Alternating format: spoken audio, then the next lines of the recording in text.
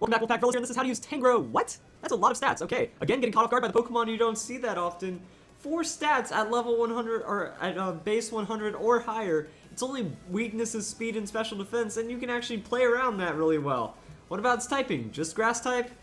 Not the best. Like, with a pure grass type, you are very weak to a lot of things. You resist quite a bit, but overall, it's a little touch and go. Pokemon Showdown, though, and see what we got here, and basically your main way of running Tangrowth is going to be Chlorophyll Sweeper.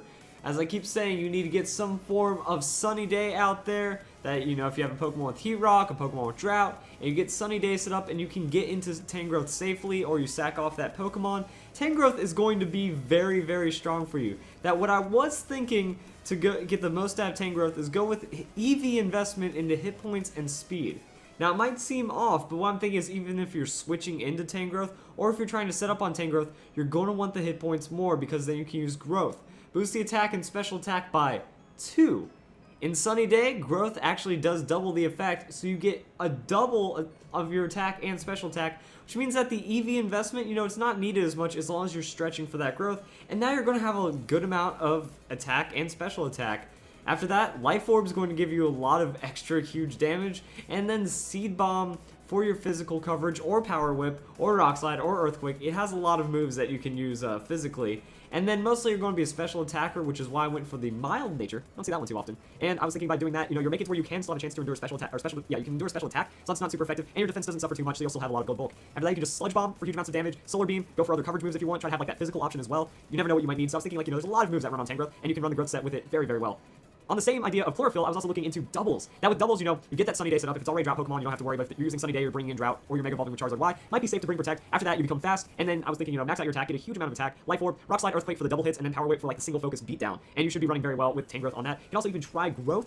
It'd be kind of a stretch, it'd be kind of risky, but if you don't get the Focus Fire and then you get Growth up, Rock Slide and Earthquake are definitely going to be doing some crazy stuff for you. I was also looking into other ways of running them offensively. You just kind of go with Special Attack, like Energy Ball, Leaf Storm, Sludge Bomb, with Choice Specs, and then Regenerator, which means like, you know, you can spec yourself into something. If it gets bad, you can switch out, and Regenerator is going to be really good because it recovers a third of your maximum hit points when you switch out. Also, you can have Hidden Power Ice, or Hidden Power whatever you can get a hold of for your other kind of special attacks. Or sometimes, you know, you can even go with the Sleep Powder. That if you don't see a better option, throw out Sleep Powder. If it works, you can switch out. Now you get a free Pokemon to switch in on Sleep. Or you can use Focus Blast. I don't like that 70% accuracy. That 70% accuracy will lose you more games than it wins, it feels like sometimes. But with this, you're just going to go Modest Nature, 2v2, 2v2, Chip Ball, Special Attacky. Or also instead of Energy Ball, you can go with the Giga Drain. That way you'll just be trying to soak up as much hit points back as you can after taking a solid hit.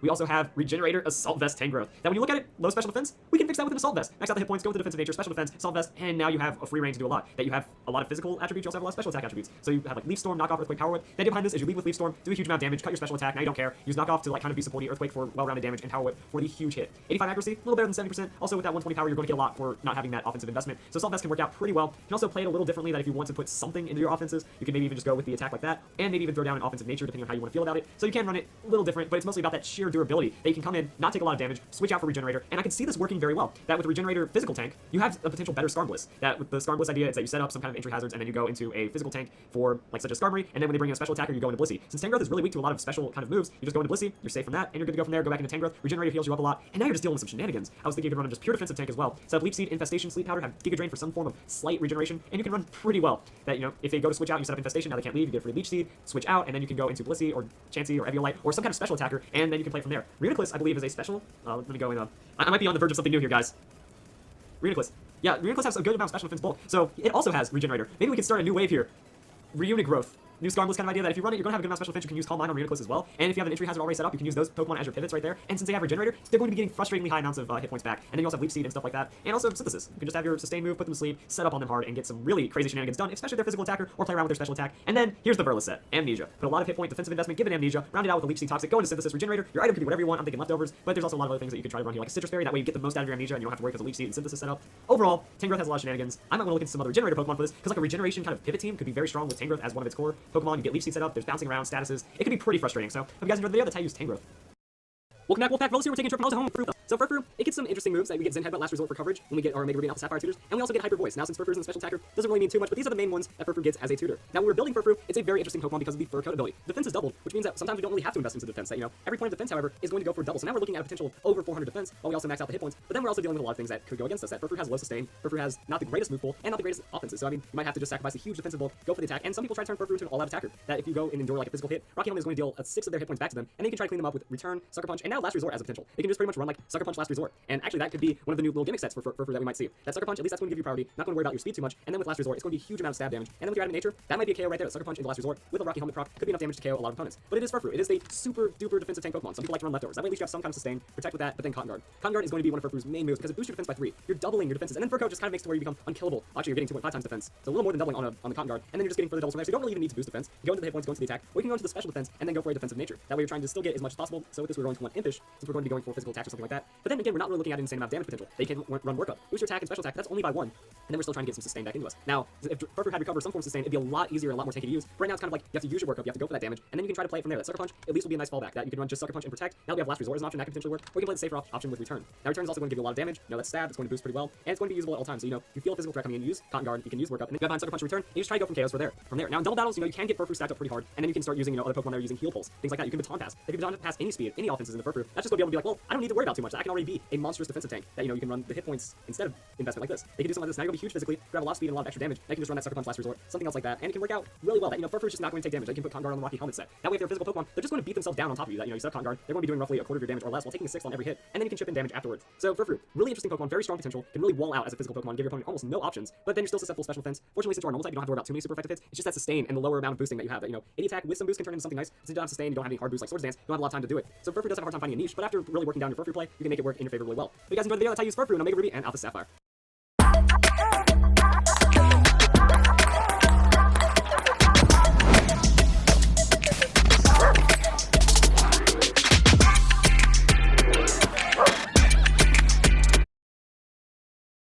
Welcome back, Wolfpack. Bros here in the side to use Mega Lopunny in Pokemon Sun and Moon. It has been far too long, and Mega Lopunny has been far too needed in the 7th generation, but now finally available, and let's see how it plays out. So the Scrappy ability for Mega Lopunny is going to be one of the most powerful tools in its kit, because it is a normal fighting. The amount of coverage with Scrappy that Lopunny gets is absolutely insane. It's just going to be moderate to very high base damage as well. So the idea behind this guide is it's going to be very similar to my other Mega Lopunny guides, except with some changes. In the past, I've said that Adamant Mega Lopunny is a very strong option because you go Fake Out Last Resort. You already have a very high amount of base speed without any investment, so you're going to be faster than an Ambipom with Life Orb, and you're doing more damage than an Ambipom with Life Orb when you're running the Adamant Nature on the Lopunny. The idea behind this moveset is that you're going to sweep. You try to remove some of the fastest Pokemon that your opponent have. Anything that Mega Lopunny outspeeds, you remove it, and then Mega Lopunny is just going to Fake Out Last Resort and kill everything. The amount of damage on a 140 power move with a 136 Adamant Pokemon is really crazy, and then it's just on Lopunny's insane speed as well. 135, invest or not, still going to be pretty fast. However, in the 7th generation, there are some new Pokemon that have challenged this, thus making it where it is better to run the Jolly Nature, Mega Lopunny, and potentially a more varied moveset. But the biggest thing behind this Last Resort is that if you add that extra 10% of damage off of the Adamant Nature, few things are going to be able to survive you. Well, if you're going for the Jolly Nature, then the coverage is going to be better because High Jump Kick, close amount of base power on that 130, and because of Scrappy, you're still pretty much hitting everything pretty hard anyways. Fake Out Return is a devastating combo that will find many KOs as well, and then we just have the Ice Punch because you coverage out with the Garchomp, you hit flying type Pokemon and fun stuff like that, and the Ice Punch is going to be able to round it out. So the idea behind this moveset is that you just outspeed everything. 135 base speed is enough to outspeed Tapu Koko.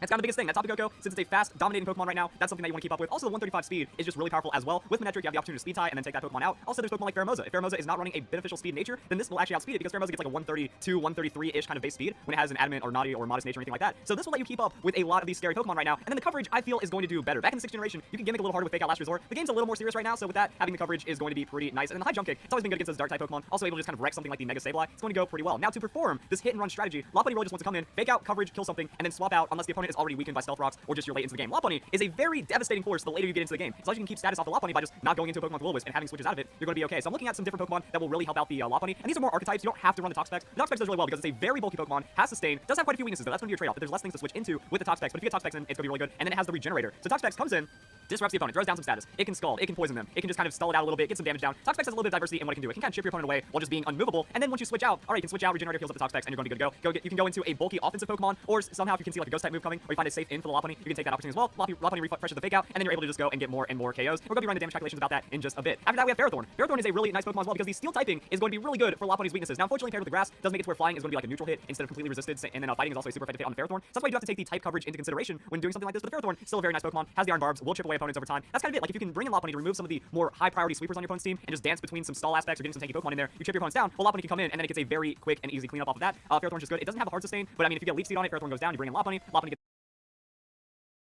can still run Fake Out Last Resort with a Jolly Nature. It's just you only KO something like the Tapu Koko. That Last Resort, you come in, you Fake Out Last Resort. Okay, that first initial Fake Out Last Resort is going to decimate fools, but then you're only left with the Last Resort. You don't have extra coverage, you don't have really anything else. You can get walled out, you can get tanked pretty hard right there. But then, against a 70 hit point, 80 defense Pokemon, you're going to be able to take him out with one shot on that Last Resort. However, Fake Out Return does pretty much the same thing. It's actually slightly more damage. We get 2 more base power than just the raw Last Resort. It also gives us this extra coverage options. That High Jump Kick, we can come in, smash something with that High Jump Kick. High Jump Kick is also a really good neutral option as well. Let's just go and add High Jump Kick so I can show you guys the crazy amount of damage because now we're dealing with a 130 plus 40 instead of just a 140. So yeah, if that wasn't resisted, High Jump Kick still doing 90% to the Tapu Koko, and that's going to be pretty crazy next to Fake Out. So you can go Fake Out Return for safety, Fake Out High Jump Kick just to KO anything neutrally, and that also lets you have an extra elemental punch like the Ice Punch to take down something like the Garchomp. Look at some other Pokemon. Here we have the Pheromosa. Pheromosa is going to be kind of hilarious because Return just straight up KOs the Pheromosa. It's a pretty frail Pokemon. Also, Fake Out into like Quick Attack or something is going to be enough to take out the Pheromosa if it is a faster Pokemon. So Fake Out already doing over half of Pheromosa's health. So showing that it's a pretty trivial matchup. That against Pokemon that are faster than you, they're also going to be pretty frail, so you don't have to have that last resort. You can just come in with your turn and try to take them out. However, it is recommended that you try to scout it out with a tank first. Try to figure out if the Pheromosa is a jolly nature or is going to be a timid, speedy kind of Pheromosa. But if you know that's going more for the damage, then you can just bring in a Lopunny and respawn Pheromosa pretty easily. The one thing about having a speed nature Pheromosa is that it gives up a lot of power by doing so just to be faster than anything that's ever been faster before. Now, maybe the introduction of Mega Lopunny, since it does threaten the Pheromosa, that might actually make it to where more people are going to be running these speedy Pheromosa just in case there's a Lopunny. That way Lopunny, it just gets blown up by like a high jump kick or something. We're trying to face check into the Pheromosa. So yeah, the game is going to get a little bit more complicated. That's just like randomness right there. Really, it comes down to luck at that point. Which one did your opponent bring? You can try to scout it out based off the team, but that's kind of it. And the last Pokemon I want to talk about is going to be the Silvally. Pretty much a good baseline Pokemon to try to determine how much damage you're going to be doing to the opponents. And yeah, Fake Out Return against Silvally, not going to be enough to immediately KO, so that is something to consider. Now, one interesting thing about Lopunny is that in its Mega Evolution, it does gain a little bit of defense and special defense, so it is going to be harder to KO than the average Pokemon. And if it wasn't like Choice Band on Silvally, you can survive something like Double Edge. If it's doing that much damage, then Return Fake Out and Double Edge is going to KO the Silvally, and that does mean you'll be able to pick up the KO just like that. Whittling away the opponent is always a good strategy as well that you can try to incorporate. And we also just have the High Jump Kick, so High Jump Kick against very bulky Pokemon, if it hits super effective, pretty much nothing's going to survive that. And then we can also go look into the Garchomp. Now, Garchomp is roughly as tanky as the Silvally, just a little bit more so on that defensive side, like 108 on the hit points, 95 on defense instead of 95, 95. So Garchomp is going to have a little bit more of that bulk, but as you can see, Ice Punch is going to be a one-hit KO. So that's kind of the reminder as to why you're running the Ice Punch. Fake Out into Return is only going to be 70% of Garchomp's health, but it can't KO you on an Earthquake. So if it's Life Orb, I mean, if it's Scarf, then you're just home freeze. That if in other parts of the game you're going, Fake Out Return, you're KOing things, you're doing a lot of damage while keeping yourself safe. If Lopunny's at a good amount of health, yeah, Earthquake doesn't KO. And then the fun part about this is that this is a Life Orb Garchomp, so it's getting more damage off of that Earthquake. Let's just say it's a Choice Scarf. This Choice Scarf Garchomp is the only way you're going to get outsped. Therefore, it's just safe. It is absolutely safe if you see a Garchomp just straight Ice Punch in the face. That's why I really like running the Ice Punch on. I'm also still looking for the Choice Scarf right here. So even after the Rough Skin applies, you're going to be safe. Okay, so Scarf Earthquake does a lot of damage, not enough to KO you. Ice Punch finishes, Rough Skin doesn't KO you either, and now you still have Lopunny that you can switch out into your tank, go Fake Out Return against future Pokemon, and still do pretty well. And even then, that's kind of why you're running the Skarmory. That Garchomp can't do anything to a Skarmory. I mean, even if it has the Fire Fang, Skarmory isn't going to care. So I should make this level 50 Skarmory, and yeah, Fire Fang,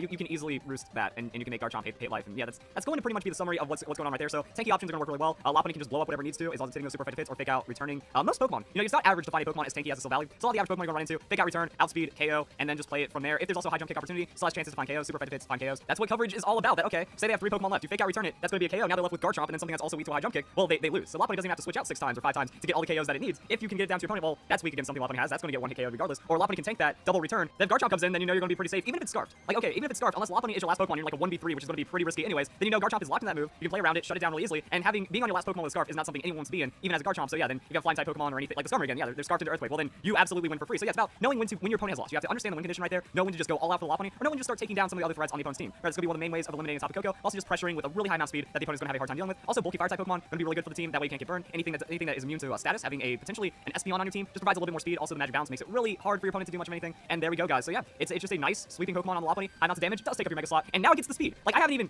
talked about that for the most part because you're going to be Mega Fake Out anyways on the Lopunny 99% of the time. But now Lopunny, it can Mega and then Ice Punch, but it's already faster than the Garchomp anyways without the Mega Evolution. So I don't think Lopunny gets much of a change from the Mega Evolution change. Mostly because of Fake Out and it already being a fairly fast Pokemon to begin with. But this is your ideal sweeper. Solid amounts of coverage, really good usage of the stab. Scrappy. I mean, now you just KO Ghost type Pokemon with Fake Out Return, and that is absolutely insane. That's kind of all I got to say about it. So guys, enjoy the video. Hope you all have a nice day. Thank you very much for watching. Welcome back, Wolfpack. Bros here, and this is how